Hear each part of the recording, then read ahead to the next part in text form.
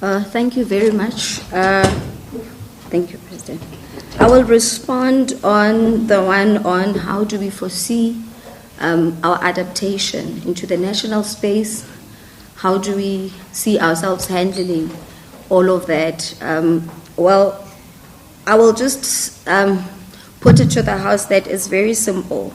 We obviously will be having our first meeting. We will indicate that some of the things that we will need, we will get inducted, we will have an orientation, we will rebrand ourselves as part of renewal. We also acknowledge that the ANC has not been there for the past 8 years, which is close to a decade. So also to respond on the irrelevance, it is therefore inevitable that it would have been irrelevant, we admit to that, because it was not there.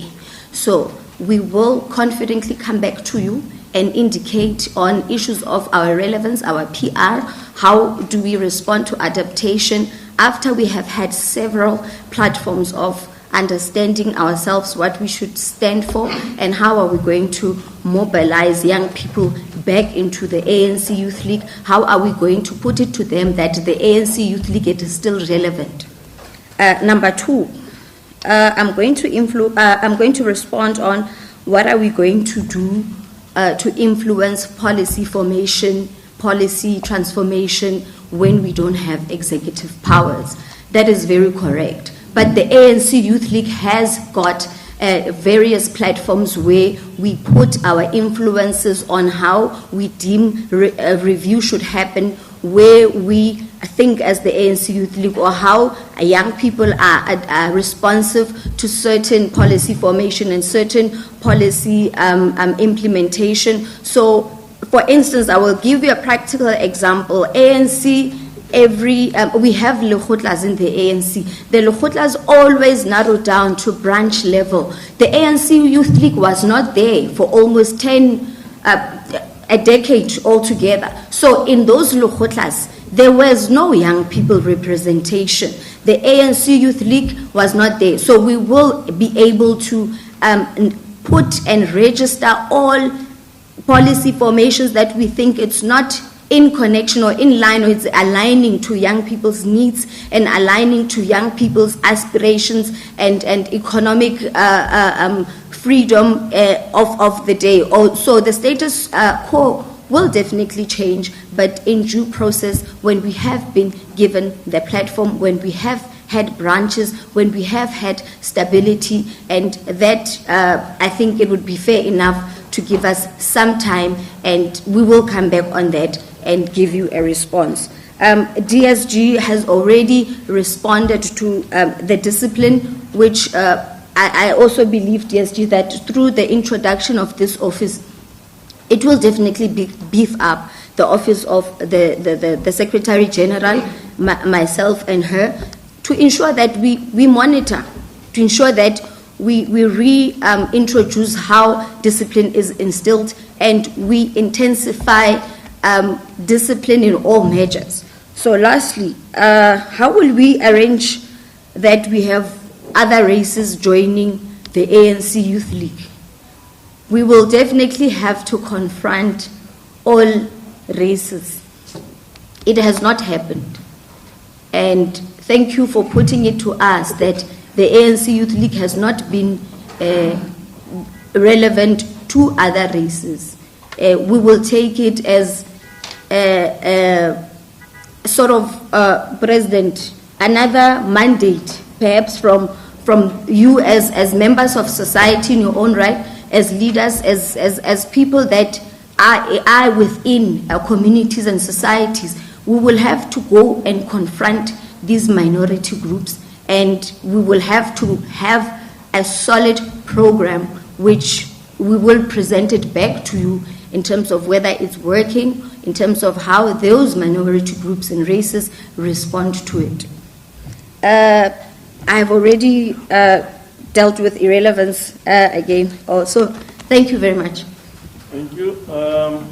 TG.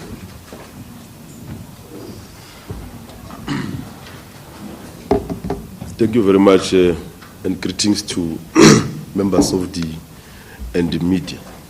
I think I will just deal with the questions around the registration of Congress, partly because I would have been an organizer of the erstwhile NYTT.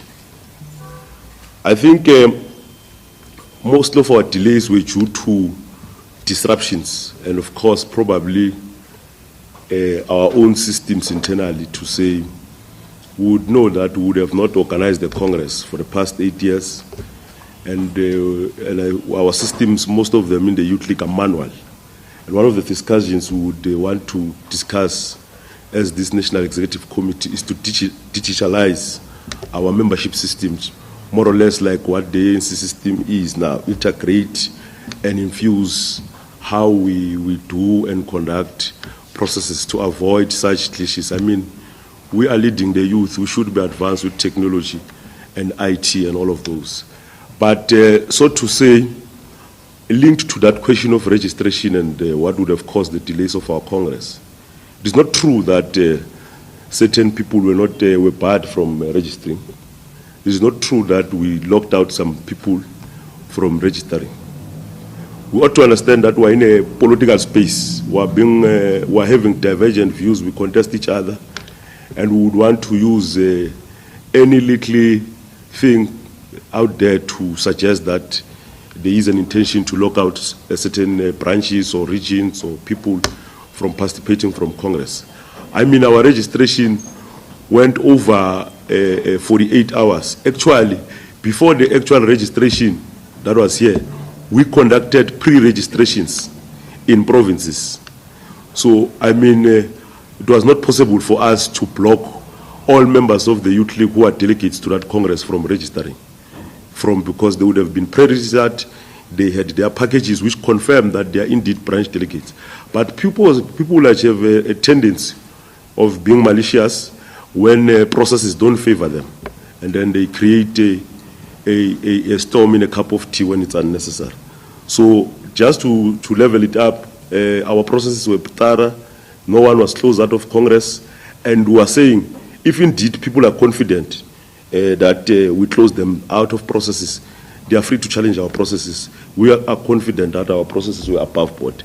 Those who can even imagine to litigate us, they can come through. We are confident of our processes. They've been open and objective. And I think that's why we are confident that the Congress was credible.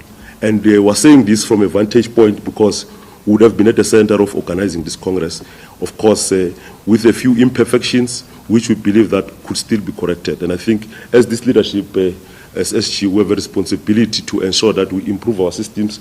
And one of the key things is that we can test them in our midterm through the NGC when we do our own registration. And of course, in the upcoming provincial congresses, we would have to test our systems and improve on them. And I think it's a commitment we'll have to take as a leadership. Thank you. Thanks, President. I think I will just tackle one issue, President, which deals with industrialization. It's not new, it has been said, wada. Now, as this leadership, we've made very key propositions in the discussion documents, and you must go look at them. And one of the key elements we are dealing with is the macroeconomic policy. And we're very clear that we are inspired by the story of the Asian tigers. Inspired by that. They had millions of their people in poverty and underdeveloped, like the South African problem. But they managed through their macroeconomic strategy to deal decisively with poverty, unemployment, and underdevelopment, which is the South African problem. You see, we argue that, and that's what we are now proposing to the ANC, because why the ANC Youth League of the ANC, and the ANC is the governing party, we are saying to the ANC, look, one of the key elements of the South African problem is the black poor problem. And we're saying the black poor problem because the South African economic structure suggests that ownership of the means of production in South Africa, the ownership of the economy, is in the hands of few South Africans who are white in the main. In scientific terms, there is nothing called white monopoly capital. There is monopoly capital in scientific terms. So we don't want to enter into a language that is unscientific, because people want to be want to be radical and end up bastardizing, scientific concepts. And the ANC, in its argument, never argues about white monopoly capital. Because if you look into global context, what are you going to say? Because Europe is white, America is full of white people. Are you going to say it's white monopoly capital there? So in an economy or in a country such as South Africa, our territorial boundary suggests that majority of the people living in this country are black Africans. That's what it suggests. And now, what is the root cause of the problem of poverty and underdevelopment? We are saying that root cause is a root cause drawn from the transatlantic slave trade. Is a root cause that was been drawn by the 1848 partitioning of the continent. That's where the poor problem comes from. We're saying that the problem is coming from colonialism, dispossession of the African people. And it's simple. This was done by colonial regimes through a process of legislation, because, for example, 1913 Land Act was a process of legislation to take away land from Africans. So we're saying therefore the ANC must look into the legislative regimes that we are proposing. For example, the last point we are making is that our monetary policy instruments are in wrong hands. People called shareholders. We want to claim economic sovereignty of the country, want to create full employment, want to have a stable inflation. But we are only using our monetary policy instruments only for price stabilization and inflation targeting, only. We're not using them to create the much needed jobs in the country. And so we are saying, let's engage, because the Reserve Bank at the moment, which is the one that has got the responsibility to run the monetary policy instruments.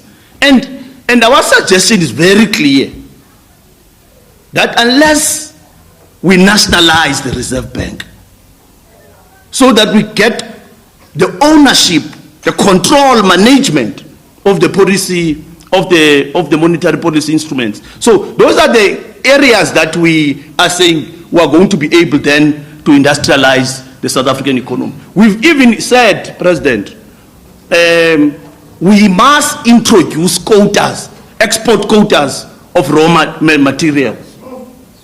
Must introduce them deliberately. Yeah. We can't be having endowments of a gold, platinum. We have about 77% of world deposits on platinum. Us and Zimbabwe combined. Us and Zimbabwe combined. Now, if we don't introduce export quotas of raw minerals, we will never be able to industrialize as the country South Africa and as the continent. We must begin so that we can be able to create the much needed jobs, because by exporting raw materials, you are exporting jobs to Europe, Asia, Asian Pacific, or America. So we're introducing those. So that's the language that has not been engaged thoroughly by the by the structures of the mass democratic movement. And this leadership says these are the areas we will be punching holes onto.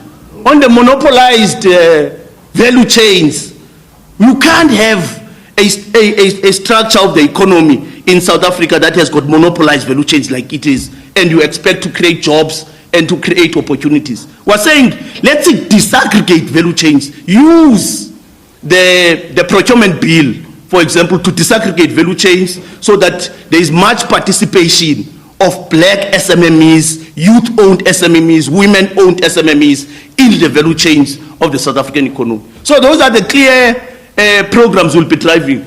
As the President has said, we are going to develop a program of action of the ANC Youth League for the next 4 years. And that will be discussed and finalized in our second leg of the Congress.